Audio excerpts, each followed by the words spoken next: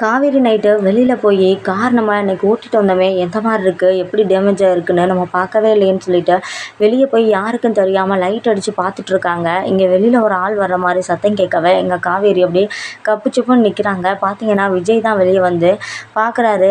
ஓய் என்ன பண்ணிகிட்டு இருக்க இந்த டைமில் அப்படின்னு சொல்லிட்டு கேட்க, இல்லைங்க இவங்களை கேட்காம இன்றைக்கி கார் எடுத்துகிட்டு போனோம்ல, அங்கே நிறையா பேர் பைக்கை வச்சு லைட்டாக காரை உரசிட்டு போயிட்டாங்க, அதனால எதுவும் டேமேஜ் எதுவும் ஆயிருக்கா அப்படின்னு சொல்லிட்டு செக் பண்ண தான் வந்தேன்.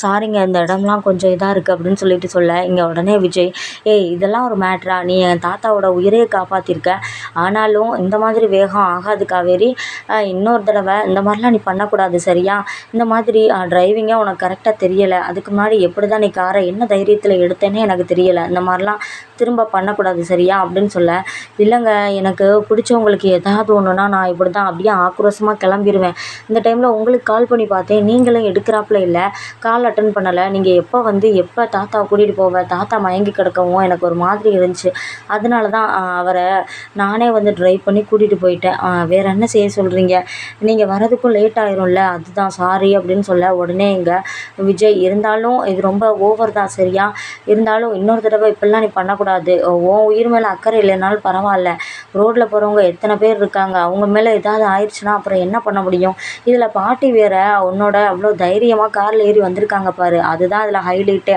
அப்படின்னு சொல்லிட்டு இங்கே விஜய் கலாய்க்க, உடனே காவேரி, பாஸ் நானும் நல்லா தான் ஓட்டினேன், நீங்கள் ரொம்ப தான் பண்ணிகிட்ருக்கீங்க அப்படின்னு சொல்லிட்டு இங்கே காவேரி சொல்கிறாங்க. உடனே இங்கே விஜய் சிரிக்கிறாரு.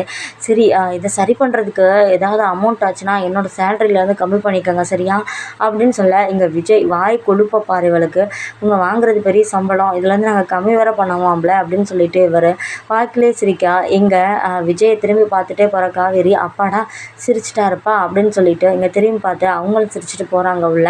இதையெல்லாம் கவனிச்சிக்கிட்டு இருந்த ராகினி, இங்கே இப்போ என்ன பண்ணிகிட்டு இருக்காங்க இவங்க 2 பேரும் வெளியே வந்து அப்படின்னு சொல்லிட்டு எல்லாத்தையுமே அவங்க பேசினதை வாட்ச் பண்ணிகிட்டு இருக்காங்க. ஓ மேடம் காலையில் புதுசாக ட்ரைவ் பண்ணிட்டு போனாங்கல்ல, அதில் நிறையா அப்படி கிராச்சஸ் ஆயிடுச்சு போல் காருக்கு, சரி சரி அதையும் இந்த மனுஷன் ஒன்றுமே சொல்லாமல் இப்படி இழிச்சிட்டு இருக்காரு, இவர் தான் பொண்டாட்டி என்ன சொன்னாலும் கேட்குற ஆளாச்சே, மறுபடியும் என்ன செய்ய போகிறாரு அப்படின்னு சொல்லிட்டு அந்த ராகினி யோசிக்கிறாங்க.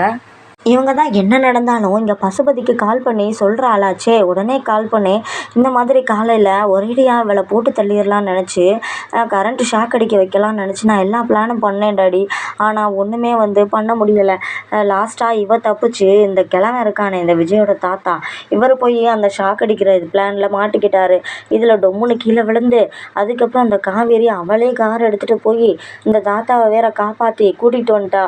இதுக்கப்புறம் பார்த்தீங்கன்னா பாட்டி கொஞ்சம் நெஞ்சம் என் பேச்சை கேட்டுக்கிட்டு இருந்தவங்களும் இப்போ காவேரி காவேரின்னு தலையில் தூக்கி வச்சு ஆட ஆரம்பிச்சிட்டாங்கப்பா. ஏன்னா அவரோட புருஷனையே வந்து இப்போ காவேரி தானே காப்பாற்றிட்டா, என் புருஷனையே நீ காப்பாற்றிட்ட, இப்படி என் பேரனுக்கு இப்படி ஒரு பொண்டாட்டி கிடைக்கும்னு நான் கனவுல கூட நினச்சி பார்க்கல, இப்படி ஒரு பொண்ணை தான் நாங்கள் தேடிக்கிட்டு இருந்தோம் அப்படி இப்படின்னு சொல்லிட்டு ஒரே இந்த காவேரியை புகழாரம் தான் பாடுறாங்க எல்லாரும் அப்படின்னு சொல்ல, உடனே இங்கே பசுபதி, ஓ குடும்பமே இப்போ வந்து அவளுக்கு பூஜா தூக்க ஆரம்பிச்சிருச்சுன்னு சொல்லு அப்படின்னு சொல்லிட்டு இங்கே பசுபதி சொல்ல, சரி அப்பா இந்த கார் வந்து ரொம்பவே வந்து டேமேஜ் ஆகி போய் கிடக்கு, எப்படியும் நாளைக்கு ரிப்பேருக்காக ஏதாவது சர்வீஸ் சென்டரில் கொடுப்பாங்க, அந்த டைமில் ஏதாவது பண்ண முடியுமா அப்படின்னு கேட்க, என்னம்மா சொல்கிற, நம்ம என்ன பண்ண முடியும், காரை சர்வீஸ் பார்க்குறவங்க சர்வீஸ் பார்க்க போகிறாங்க, இல்லைப்பா இவங்களை ஏதாவது செஞ்சே ஆகணும், இப்போ கூட 2 பேரும் என்னமோ பெரிய இது மாதிரி இந்த காரை நான் டேமேஜ் பண்ணிட்டேன், இதுக்கு நான் தான் காரணம் அப்படி இப்படின்னு இவ சொல்ல, அவர் நீ என் தாத்தாவோட உயிரையே காப்பாற்றிருக்க, இது பெரிய விஷயமா, அதெல்லாம் நான் பார்த்துக்கிறேன் அப்படி அப்படின்னு சொல்லிட்டு இருக்காருப்பா, இந்த காரை வச்சு நம்ம ஏதாவது பண்ண முடியுமா யோசிங்கப்பான்னு சொல்ல, சரிம்மா நீ வந்து ரிலாக்ஸாக தூங்கு, எங்கே அந்த அஜய் அப்படின்னு சொல்லிட்டு கேட்க,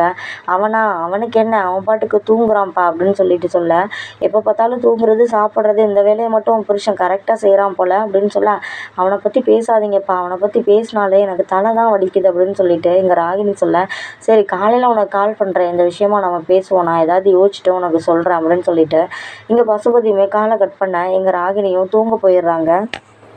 ராகினி ரூமில் போய் கதவை அடைக்க இங்கே முழிச்சுக்கிற அஜய் கேட்குறாரு, எங்கே போயிட்டு வர இந்நேரத்தில் அப்படின்னு, நான் எங்கே வேணாலும் போயிட்டு வரேன், உனக்கு என்ன செய்யுது, நீ பாட்டுக்கு தூங்குறியா சாப்பிட்றியா அதோடு இருந்துக்க, என்கிட்ட எந்த பேச்சுமே வச்சுக்காரதுன்னு சொல்லிட்டு நான் நேற்று தானே உனக்கு வார்ன் பண்ணேன், நீ என்கிட்ட ஏதாவது கொஸ்டின் கேட்டுட்டு இருந்தால் அவ்வளோதான் பார்த்துக்க அப்படின்னு சொல்ல, இங்கே அஜய் உடனே இவ செஞ்சாலும் செய்வா, நம்மளுக்கு எதுக்கு தேவையில்லாத வேலை, நம்ம பாட்டுக்கு தூங்குவோன்னு சொல்லிட்டு இவர் பாட்டுக்கு கட்டி சுருட்டி தூங்கிட்டு இருக்காரு. இங்கே படுக்கிற ராகினிக்கு தூக்கமே வரல, புரண்டு நாளைக்கு என்ன பிரச்சனையை கூட்டலான்னு யோசிச்சுட்டு இருக்காங்க. காலையில் ஆகுது. எங்கள் விஜயும் காவேரியும் எந்திரிக்கிறாங்க. அதுக்குள்ளாக விஜய் போய் காரை வந்து சர்வீஸ்க்கு கொடுத்துட்டு வந்திருக்க. எங்கள் காவேரி கேட்குறாங்க, என்னங்க நம்ம கிளம்பலாமா அப்படின்னு சொல்லிட்டு கேட்குறாங்க. ஆமாம் கிளம்பலாம் காவேரி, ஆனால் நம்ம இன்னைக்கு கேபில் தான் போகிறோம்னு சொல்லிட்டு சொல்ல.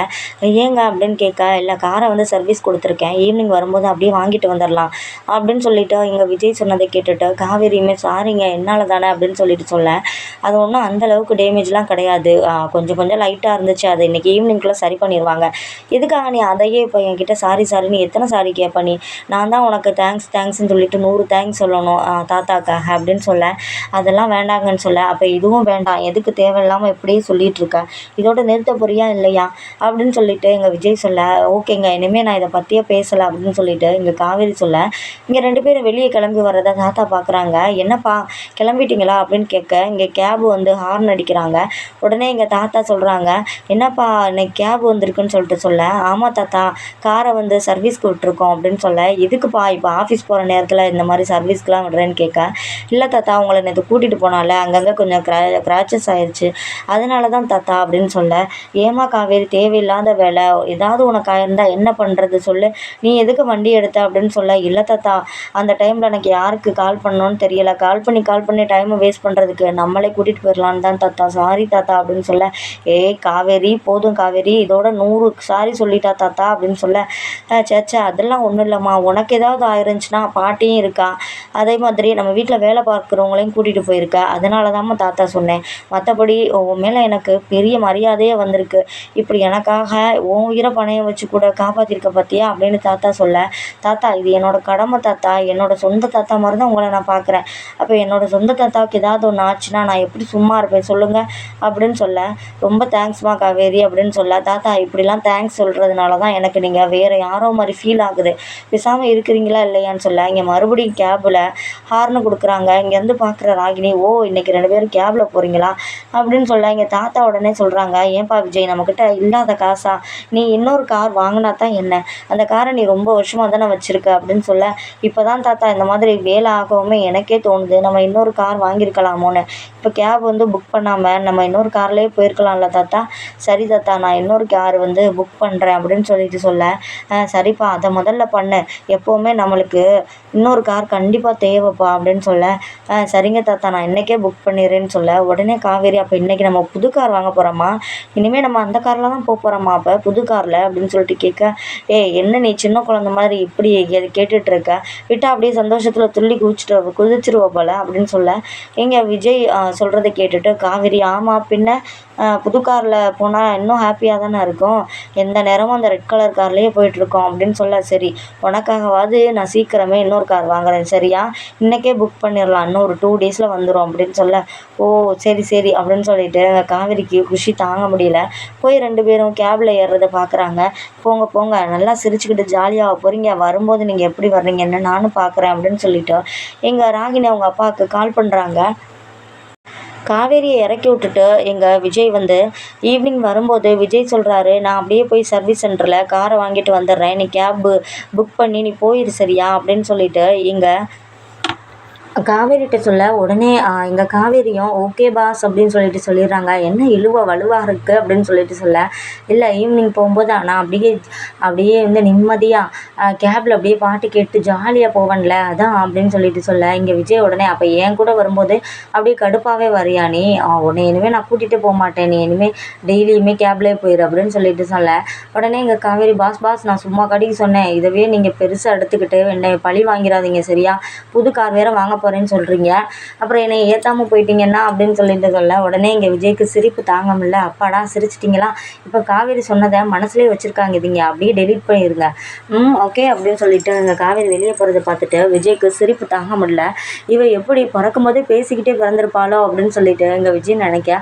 பாஸ் நீங்கள் மைண்ட் வாய்ஸ் நினச்சி வெளியே பேசிட்டீங்க, எனக்கு நீங்கள் சொல்கிறது அப்படியே கேட்குது, நான் பிறக்கும் போதே பேசிகிட்டே பிறந்திருப்பேன்னு சொல்கிறீங்கல்ல அப்படின்னு சொல்ல. ஏய் காவேரி நீ பிரில்லியன்ட் தெரியுமா அப்படின்னு சொல்லிட்டு எங்கள் விஜய் சொல்ல. தேங்க்யூ பாஸ், இப்போ நான் கிளம்புறேன் அப்படின்னு சொல்லிட்டு இங்கே காவேரி போக. இங்கே காவேரி கிளம்பிடுறாங்க. விஜய் வந்து அவங்களும் ஒரு கேப் புக் பண்ணி இங்கே சர்வீஸ் சென்டருக்கு போக காரை வேலை பார்த்துட்டு அமௌண்ட்டெல்லாம் செட்டில் பண்ணிவிட்டு எங்கள் கார் எடுத்துகிட்டு வர்றாங்க.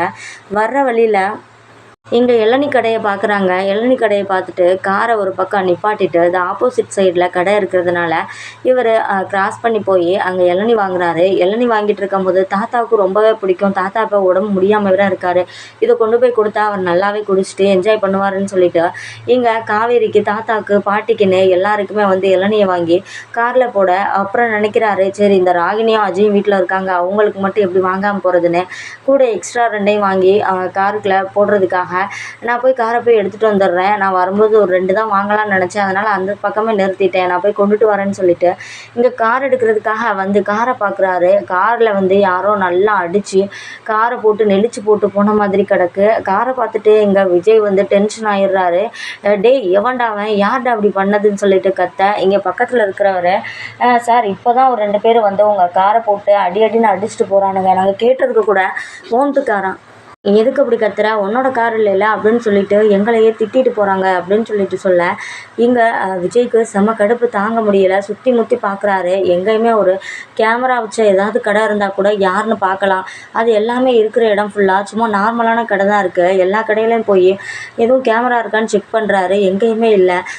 இப்படி பண்ணுவாங்கன்னு நினைக்க கூட பார்க்கலையே, இப்படி காரை போட்டு இப்படி பண்ணி போட்டிருக்கானுங்களேன்னு சொல்லிட்டு செம்ம கோவத்தில் அங்கே நெளிஞ்சு போய் கிடக்கிற காரையும் அவர் அப்படியே ஹேண்டில் பண்ணி கொண்டுட்டு போகிறாரு. இங்கே இளநியை வாங்கிட்டு காருக்குள்ளே எடுத்து போட்டுட்டு இங்கே வீட்டில் போய் காரை போட, காவேரி யதார்த்தமாக வெளியே வர்றவங்க, ஏங்க என்னங்க கார் இப்படி உடஞ்சி போயிருக்கு, யாருங்க இப்படி பண்ணான்னு கேட்க, அதுனா ஒன்றும் இல்லை காவேரி உள்ள வா அப்படின்னு சொல்லிட்டு எங்கள் காவேரி சொல்ல, ஏங்க என்னங்க இப்படி ஆயிடுச்சு அப்படின்னு சொல்லிட்டு சொல்ல, உடனே எங்கள் தாத்தா வந்து என்னப்பா என்னாச்சு அப்படின்னு சொல்ல, இல்லை தாத்தா என்னன்னு தெரியல, யார் இப்படி பண்ணதுன்னு தெரியல தாத்தா, இந்த பாருங்க எப்படி நெளிச்சு போட்டிருக்காங்கன்னு அப்படின்னு சொல்ல, என்னப்பா சொல்கிற, இன்றைக்கி தானே சர்வீஸ் சென்டரில் விடுறேன்னு சொன்னேன், அங்கேருந்து வேலை பார்த்தது தானே வாங்கிட்டு வந்திருப்பேன், அதுக்கு முன்னாடி ஏன்ப்பா அப்படி ஆச்சு அப்படின்னு கேட்க, தாத்தா இது ஏற்கனவே இருந்த நெளிஞ்சு போயெலாம் கிடக்கல, காவேரி வந்து லைட்டாக கிராச்சஸ் தான் ஆயிருந்துச்சு, ஆனால் இப்போ தான் வந்து இந்த மாதிரிலாம் பண்ணியிருக்காங்க தாத்தா, இது யாரோ வந்து பார்த்த வேலை தான், யார் பார்த்த வேலைன்னு மட்டும் எனக்கு தெரிஞ்சிச்சு, அப்புறம் அவங்கள என்ன பண்ணுவேன்னா தெரியாது அப்படின்னு சொல்லிட்டு இங்கே விஜய் வந்து செம்ம கோவமாக கத்திட்டு இருக்காரு.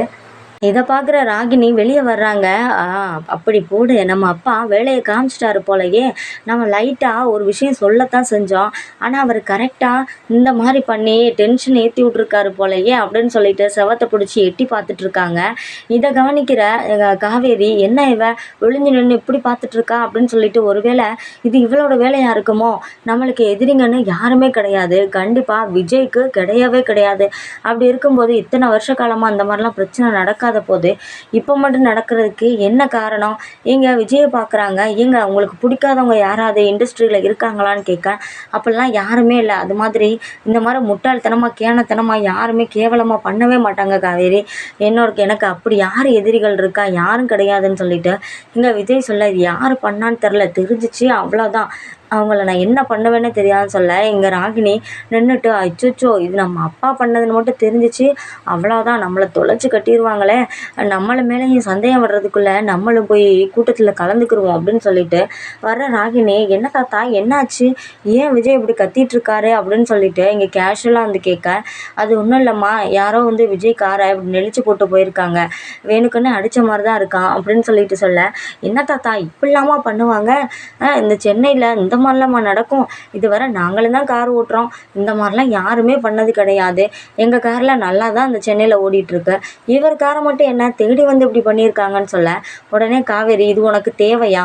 எதுக்கு தேவையில்லாத கொஸ்டின் கேட்டுட்ருக்க, அவரே வந்து யார் பண்ணதுன்னு நினச்சி யோசனை பண்ணிகிட்ருக்காரு, உன்னை வந்து தேவையில்லாமல் இப்போ நாங்கள் இதெல்லாம் கேட்டோமா, போய் வேலையை பார்க்குறியா அப்படின்னு சொல்லிட்டு இங்கே காவேரி சொல்ல, ஒரு மனிதாபிமான அடிப்படையில் வந்து கேட்டேன், கேட்கக்கூட கூடாதா, கேட்டாலும் தப்பு, அப்புறம் கேட்காம இருந்தாலும் பாட்டி வந்து இப்படி தான், தாத்தா வந்து இப்படி முடியாமல் போனப்போ நான் வந்து கேட்கலன்னு சொல்லிட்டு என்னைய குத்தி காமிச்சாங்க, இப்போ உங்களுக்கு ஒரு பிரச்சனைன்னு நான் வந்து கேட்கலைனாலும் நீ மட்டும் எதுக்குடி வந்து கேட்கலைன்னா அதுக்கும் கேட்பீங்க, கேட்டாலும் எதுக்கு நீ தேவையில்லாத பேச்சு பேசுகிறேன்னு அதுக்கும் கேட்குறீங்க, நான் என்ன தான் பண்ண முடியும், பாருங்க அஜய் அப்படின்னு சொல்லிட்டு வர்ற அஜய்கிட்ட சொல்ல, உடனே என்னண்ணா என்ன ஆச்சு அப்படின்னு சொல்ல, உடனே உனக்கு வேற தனியாக சொல்லணுமா அப்படின்னு சொல்லிட்டு எங்கள் விஜய் ஆரம்பிக்க, உடனே இங்கே தாத்தா சொல்கிறாரு, இந்த மாதிரி யாரோ காரை அடித்து போட்டிருக்காங்க, அங்கே பாரு எப்படி நெளிஞ்சு போய் கிடக்குன்னு சொல்ல, வெளியே ஓடியாந்து பார்க்குற அஜய், அச்சச்சோ ஏன்னா எங்கே கேர்லெஸ்ஸாக அப்படி விட்டீங்க அப்படின்னு சொல்ல, அதுக்காக காரை தூக்கி நான் சோப்புக்குள்ளைய வச்சுட்டு தெரிய முடியும், இல்லைப்பா என்ன பண்ண முடியும் சொல்லு, நான் வச்சுட்டு இந்த மாதிரி தாத்தாக்கு இளநீ பிடிக்குமேனு வாங்க போனேன்,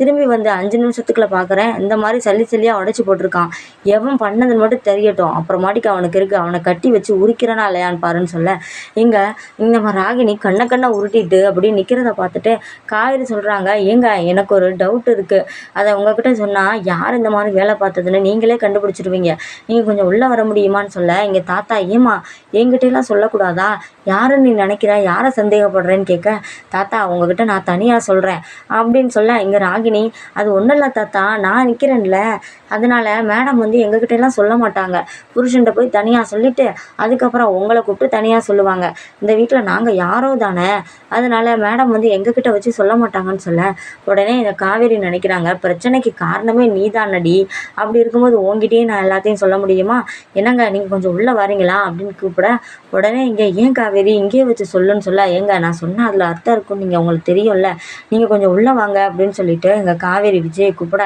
எங்கள் தாத்தாவும் சரிப்பா காவேரி தான் கூப்பிடுறாள், அவள் ஏதோ விஷயத்துக்காக தான் கூப்பிடுவா, நீ போ அப்படின்னு சொல்லிட்டு இங்கே தாத்தா உள்ளே போயிடுறாரு. இங்கே உள்ளே போகிற விஜய், என்ன காவேரி என்ன விஷயம் அப்படின்னு சொல்லிட்டு சொல்ல, எனக்கு இந்த ராகினி மேலே ரொம்பவே டவுட்டாக இருக்குன்னு சொல்ல, எனக்குமே வந்து அந்த டவுட் வந்துச்சு, தேவையில்லாமல் அவள் இதுக்கு வந்து தேவையில்லாத வார்த்தையெல்லாம் விட்டுட்ருக்கா, ஒருவேளை இதை பண்ணதே அவளாக இருக்குமோ, எனக்கு சந்தேகமாக தான் இருக்குன்னு சொல்ல, சந்தேகம் என்ன, எனக்கு கன்ஃபார்மே ஆயிடுச்சு, அவள் வந்து கண்ணை உருட்டிட்டு இருக்கா, நீங்கள் கூட சொன்னீங்கல்ல இந்த மாதிரி யார் செஞ்சதுன்னு மட்டும் தெரிஞ்சிச்சு அவங்கள உண்டு இல்லைன்னு பண்ணிடுவேன்னு, அப்போ அவளோட கண்ணை பார்க்கணுமே, அப்படியே திருடன் மாட்டிக்கிட்ட மாதிரி முழிக்கிறாங்க அப்படின்னு சொல்ல, ஓ அப்படியா நீ பார்த்தியா அதை அப்படின்னு சொல்லிட்டு இங்கே விஜய் கேட்க, ஆமாங்க நான் பார்த்துட்டு தான் இருந்தேன், அவள் சரியே இல்லை, அவள் மொழியே சரியில்லை, கண்டிப்பாக அவள் தான் பண்ணியிருக்கணும், அவள் பண்ண வாய்ப்பு இல்லை, அவள் இன்றைக்கி ஃபுல்லாக வீட்டில் தான் இருந்தா, கண்டிப்பாக அவங்க அப்பனுக்கு ஃபோனை போட்டு ஏதாவது சொல்லியிருப்பான், அவங்க அப்பா பார்த்த வேலையாக தான் இருக்கும்னு நினைக்கிறேன் அப்படின்னு இங்கே காவேரி சொல்ல, கண்டிப்பாக அவன் மட்டும் இந்த வேலையை பண்ணியிருக்கட்டும், அந்த பசுபதியை நான் என்ன பண்ணுறேன்னு மட்டும் பாரு, ஆனால் இதை எப்படி கண்டுபிடிக்க போகிறேன்னே எனக்கு தெரியலையே, இதை எப்படி கண்டுபிடிக்க போகிறோம் அப்படின்னு சொல்ல, நம்ம கண்டுபிடிக்கிறதுனா இருக்கட்டுங்க, ஃபஸ்ட்டு நீங்கள் ராகினி முன்னாடி இப்படி படபடப்பாகிறதையும் பதட்டமாகறதையும் கோவப்படுறதையும் நிறுத்துங்க, கேஷுவலாக இருங்க, அவள் வந்து அதைத்தான் விரும்புகிறா, அந்த மாதிரி நம்ம டென்ஷன் ஆகணும்னு சொல்லிட்டு அவன் நினச்சிட்ருக்கான், அதனால் அவள் முன்னாடி நீங்கள் எதையும் காமிச்சிக்கிறாதீங்க, நீங்கள் கூலாக இது ஒரு காராக எனக்கு நான் நினச்சா இன்னும் 10 கார் வாங்குவேன் அப்படின்னு சொல்லிட்டு நாளைக்கே நீங்கள் ஒரு காரை வாங்குறீங்க, அவள் முன்னாடியே காரை வாங்கினாதான் அவளுக்கு தெரியும் இதெல்லாம் வந்து இவங்களுக்கு பெரிய இழப்பே கிடையாது, பெரிய இதே கிடையாதுன்னு, நீங்கள் ஏன் அவள் முன்னாடி ரொம்பவே டென்ஷன் ஆகுறீங்க, அவளே வந்து நீங்கள் இந்த மாதிரி டென்ஷன் ஆகணும்னு தான் அந்த வேலையை அவங்க அப்பன்ட்ட சொல்லி செஞ்சுருக்கா, நீங்கள் அதுக்கு இடம் கொடுத்துக்கிட்டு இருக்கீங்க அப்படின்னு சொல்ல, நீ சொல்கிறதும் ரைட்டு தான் காவேரி, நம்ம நாளைக்கே வந்து காரை வாங்குவோம், நாளைக்கு நம்ம ஆஃபீஸ் போகும்போது புது காரில் தான் போகிறோம், ஆனால் அதுக்கு முன்னாடி இந்த காரை வந்து எப்படி யார் உடைச்சான்னு சொல்லிட்டு கண்டிப்பாக நம்ம கண்டுபிடிச்சி ஆகணும், கண்டிப்பாக கண்டுபிடிச்சி அந்த பசுபதியை லெஃப்ட் அண்ட் ரைட் நம்ம வாங்கியே ஆகணும்னு சொல்ல, அந்த வேலையை என்கிட்ட விடுங்கங்க, நீங்கள் கார் வாங்குகிற வேலையை மட்டும் பாருங்கள், நான் இந்த வேலையை முடிச்சு காட்டுறேன் உங்களுக்குன்னு சொல்ல, அது எப்படி உன்னால் சாத்தியம்னு சொல்ல, இந்த காவேரியால் முடியாதது எதுவுமே இல்லை, நீங்கள் எனக்கு ஒரு 2 நாள் மட்டும் டைம் கொடுங்க, அதுக்குள்ளே பாருங்கள் அந்த பசுபதியை நான் எப்படி உங்ககிட்ட சிக்க வைக்கிறேன்னு சொல்லிட்டு காவேரி சொல்லாத கேட்டுட்ட உடனே விஜயும், கண்டிப்பாக அவன் மேலே நம்பிக்கை இருக்குது காவேரி, எனக்கு கண்டிப்பாக இவனை கண்டுபிடிச்சி நம்ம இவனுக்கு தக்க பதிலடியை கொடுத்தே ஆகணும், ஆனால் அதுக்கு முன்னாடி காருக்கு புக் பண்ணுறேன் என்ன அப்படின்னு சொல்லிட்டு இங்கே விஜய் வந்து காரோட மாடல்லாம் பார்த்து உனக்கு என்ன கலர் பிடிக்கும் அப்படிங்கிறத கேட்டோம் இங்கே புக் பண்ணிடுறாங்க, உடனே நாளைக்கு வந்து கார் எப்படி வந்துடும் சரியா அப்படின்னு சொல்லிட்டு இங்கே 2 பேரும் நிம்மதியாக தூங்க, காலையில் விடியுது, காலையில் 9 மணிக்கெல்லாம் கார் வந்து வாசலில் நிற்க, அப்பா விஜய் உன்னை பார்க்க இங்கே ஒரு ஆள் வந்திருக்காருன்னு சொல்ல, இங்கே வெளியே வந்து பார்க்க, தாத்தா இவர் கார் கொண்டு வந்திருக்காரு தாத்தா எல்லோரும் வெளியே வாங்க அப்படின்னு சொல்லிட்டு இங்கே எல்லாரையும் வெளியே கூப்பிட, இங்கே காருக்கு மாலைகளை எல்லாமே வாங்கி ரெடியாக வச்சுருக்கிற காவேரி காருக்கு பூஜையெல்லாம் போட்டு, என்ன காவேரி நீ நைட்டே எல்லாமே ரெடி பண்ணிட்ட மாதிரி இருக்க அப்படின்னு சொல்ல, ஆமாங்க நான் ஆன்லைன்லேயே மாலை எல்லாமே வாங்கிட்டேன், காலையிலேயே அந்த அக்கா கொண்டு வந்து கொடுத்துட்டு போயிட்டாங்க, அதனால தான் உங்ககிட்ட நான் எதுவுமே சொல்லலைன்னு சொல்லிட்டு தாத்தா பாட்டி எல்லோரும் வெளியே வாங்கன்னு சொல்லிட்டு இங்கே காருக்கு பெரிய மாலையாக போட்டு பூஜையெல்லாம் போட்டு நல்லா எல்லாமே இது பண்ணி ப்ரேயர்லாம் பண்ணி இங்கே காரை வந்து ஓட்ட போகிறாங்க. விஜய் சொல்கிறாரு, காவேரி நீ போய் அங்கே உட்காருன்னு சொல்ல, டிரைவர் சீட்டில் உட்காருன்னு சொல்ல, ஏங்க நானா வேணாங்க, நான் ஃபஸ்ட்டு இந்த மாதிரி கார் எடுத்ததுனால தான் கார் இப்படி யாரோ உடச்சி போட்டாங்கன்னு சொல்ல, அதெல்லாம் யார் பண்ணதுன்னு நம்ம பார்த்துக்குருவோம், இந்த மாதிரி சென்டிமெண்ட்டாலாம் நீ யோசிக்காத, உன்னாலே அந்த கார் உடஞ்சிச்சு, இது யாரோ பண்ண சதி வேலை அப்படின்னு சொல்லிட்டு சொல்ல இங்கே ராகினி முழிச்சிட்டு நிற்க. ராகினிக்கு கடுப்பு தாங்க முடியல. நேற்று தான் அந்த காரை போட்டு உடனே உடைச்சோம், ஆனால் இன்னைக்கு காலையிலேயே இப்படி காரை வாங்கி எல்லாரும் சேர்ந்து கூத்தடிக்கிறாங்களே நினச்சிட்டு ச்சே அப்படின்னு சொல்லி தாங்க முடியாமல் பொறுமி தள்ளிட்டு ரூமுக்குள்ளே ஓட, இங்கே காவேரி விஜயை அப்படியே தட்டி விட்டு பார்த்தீங்களா கடுப்பில் ராகினி உள்ளக்க ஓடுறத பார்த்தீங்களா அப்படின்னு சொல்ல, கவனிச்சேன், இதைத்தானே நம்மளும் எதிர்பார்த்தோம், நீ கொடுத்த பிளான் ஒர்க் அவுட் ஆகுது போலையே அப்படின்னு சொல்லிட்டு இங்கே விஜய் சொல்ல, சரி நீ போய் உட்காரு ஃபஸ்ட்டு டிரைவர் சீட்டில் அப்படின்னு சொல்ல, உடனே இங்கே தாத்தா அவங்க நிற்கிறத பார்த்துட்டு, தாத்தா நீங்களும் வாங்க ஏறுங்க, நம்ம பக்கத்தில் போயிட்டு வந்துடலாம், மொத கார் வாங்கியிருக்கோம், அந்த பக்கத்தில் வர போயிட்டு வந்துடலாம் அப்படின்னு சொல்ல, என்னப்பா இது உன்னோட ஃபஸ்ட்டு கார் மாதிரி நீ சொல்லிட்டு இருக்க, அதான் ஆல்ரெடி நீ கார் வாங்கியிருக்கியே, இது எத்தனையாவதோ கார் தானே அப்படின்னு சொல்ல, இருந்தாலும் இது புது காரில் உங்களையெல்லாம் ஏற்றி வச்சுட்டு போகணும்ல அப்படின்னு சொல்லிட்டு எங்கள் தாத்தாவையும் பாட்டியும் உட்கார வச்சு காவேரியும் உட்கார வச்சு பக்கத்தில் கொஞ்சம் தூரம் வர போயிட்டு வர எல்லாரும் ஜாலியாக அப்படியே கை தட்டிட்டு திரும்பி வர்றாங்க. இதை பார்த்துட்டு காவேரி வீட்டில் எல்லாரும் ஓடியாந்து, என்னப்பா புது கார் வாங்கியிருக்கீங்க போல் அப்படின்னு சொல்லிட்டு எங்கள் கங்கா காவேரிட்டு கேட்க, ஆமாக்கா அதையும் கேட்குறேன், அந்த கதையை நான் அப்புறமாட்டிக்கு சொல்கிறேன், ஆனால் இப்போ நாங்கள் புது கார் தான் வாங்கியிருக்கோம் அப்படின்னு சொல்ல இங்கே எல்லாருமே காவேரி வீட்டில் உள்ளவங்க சந்தோஷப்படுறாங்க. நீங்கள் மாப்பிள்ளையும் எப்போவுமே இதே மாதிரி சந்தோஷமாக இருக்கணுண்டி, இதே மாதிரி நிறையா பொருள் வாங்கணும் அப்படின்னு சொல்லிட்டு சாரதா வந்து ப்ளெஸ் பண்ணுறாங்க காவேரிக்கும் விஜய்க்கும். விஜயும் காவேரியும் அங்கே சாரதாவோட காலில் விழுந்து ஆசீர்வாதமும் வாங்கிக்கிறாங்க.